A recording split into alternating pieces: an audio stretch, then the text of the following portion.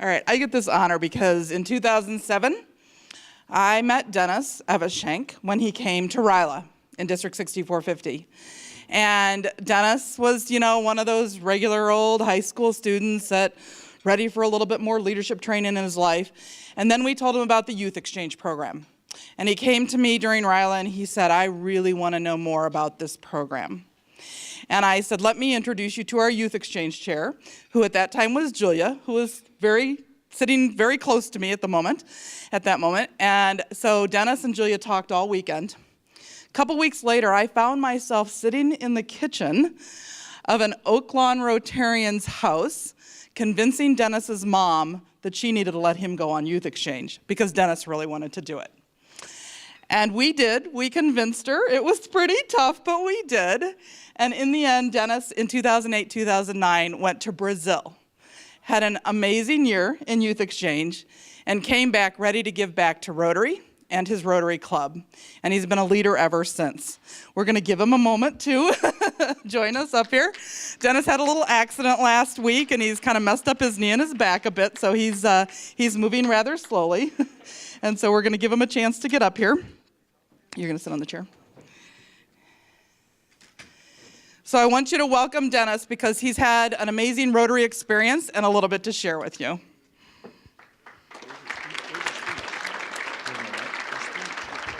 And my phone. Thank you, Linda.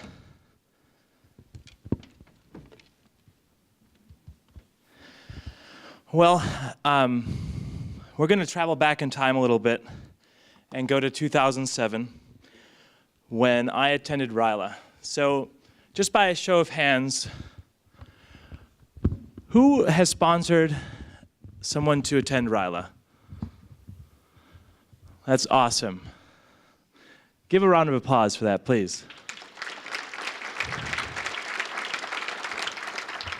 And those of you that may not be familiar with RYLA, I encourage you to ask. I'll be around all day and really learn about it because that's the program that brought me to Rotary. It was in 2007 when I was selected by my high school vice principal, so remember this, Mr. Joe McCurdy at Oak Lawn High School, and he said, you're going to go to this leadership conference.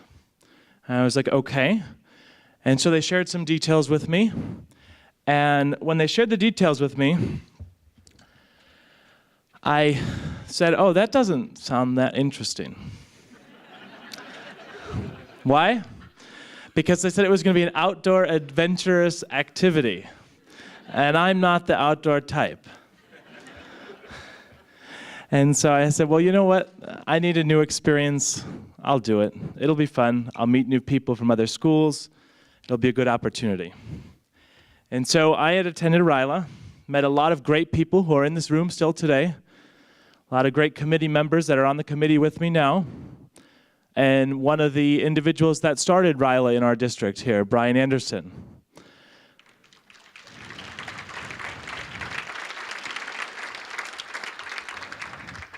So that was my first Rotary experience, and that was how I joined the Rotary family, as I like to call it. And then in 2008 and 2009, I was an exchange student to Brazil. I went to a city by the name of São João da Boa Vista in São Paulo, Brazil. Had an awesome time there. But before that, like Linda said, there was some convincing to do, and it wasn't easy. My whole family, no one had ever traveled outside the United States. I was the first person in my family to have a passport. And on top of that, there wasn't money for travel. So my family said I was crazy. They said it was impossible. And I said, you know what? I want to make it happen.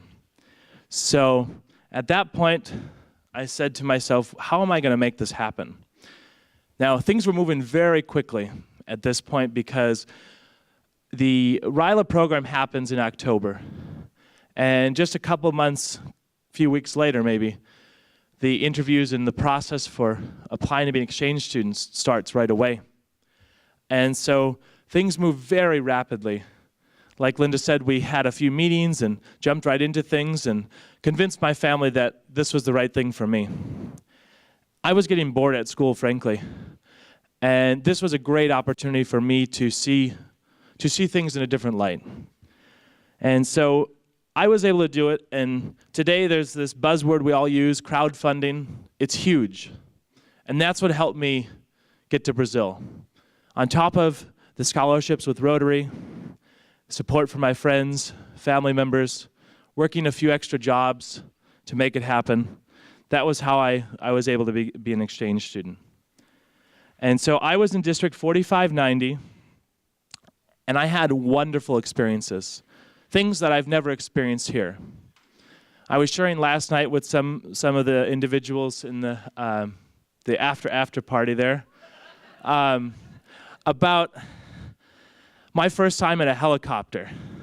I had never been in a helicopter before, and you know, some of the things that I was able to do with Rotarians in Brazil and in other countries are just amazing. I was in this helicopter with a gentleman who told me he hated Americans.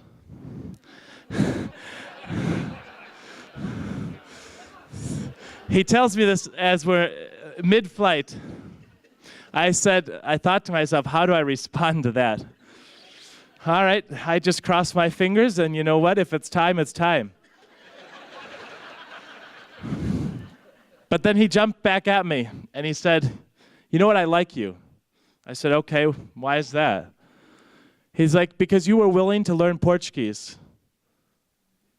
You're not perfect at speaking Portuguese, and I don't expect you to be, but you were willing to learn. You didn't come here demanding that I speak English because the international language of business is English, or the international language of you know, operations of different offices is in English. So that really opened my eyes.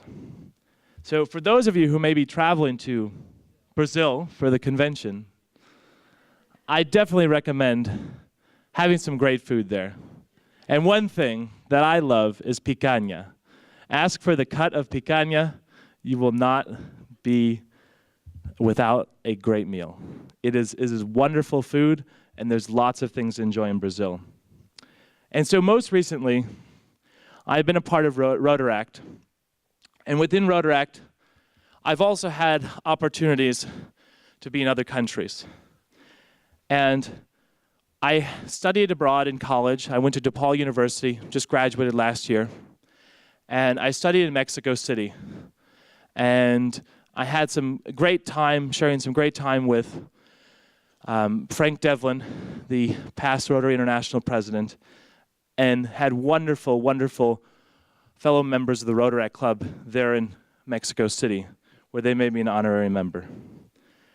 And this last summer, I was invited to go back for a diplomatic cultural trip. And I traveled around District 4195 in the south of Mexico for a month-long trip where I planted a tree representing the United States. Now, this is an interesting story because I had no idea I was going to be doing this. I was with 3 Colombians and 2 Ecuadorians on this trip, and then other Mexicans that were local Rotaractors and Rotarians. So there is a Rotary Tree Museum in Mexico, which is awesome. It's in the state of Yucatan, and I had the privilege to plant the tree representing the United States. Now, for many of us who know that Latinos have a different culture, I really got to see this when I was thrown into this planting of this tree. I had no preparation for planting this tree. And it's 90 degrees with 100% humidity. And I'm standing there in a polo, sweating a lot. And we're there, and they said, all right, well, we brought you here today. You're going to be planting the tree representing your countries. And I said, for what? Why me? And they said, because you're important. And I said, okay, why am I important? They said, because you are the future of Rotary. And so at that point, we're planting these trees, and we're in the middle of a large open area with no shade, and these news reporters start coming up to me. I'm digging a hole, and not just a ceremonial hole. They're making us dig the holes. It's not just, the thing where you hold the shovel and they put a little pile of dirt there. That didn't happen. At a certain point, someone asked me, "Do you need water?" I said, "I think I need a little bit more than water." But the tree is doing well and it's healthy now. They just sent me pictures. For those of you who are on Facebook with me, you'll see I'm tagged in a picture with that, and the tree is doing well. So some of those experiences we get are things that without Rotary I wouldn't have had. One thing I'd like to mention is when you're traveling and when you're part of such a global organization, you meet so many people. And I have met a ton of wonderful people. The hardest thing for me is names, always. Names. Faces, I could remember. Names are always difficult. But it's those faces that you can remember, and you can think back to those experiences. So I want to thank Rotary for helping me see different perspectives and opening my mind. And as a Rotarian always told me, I think it was my first year when I was an exchange student, Rotarians can move mountains.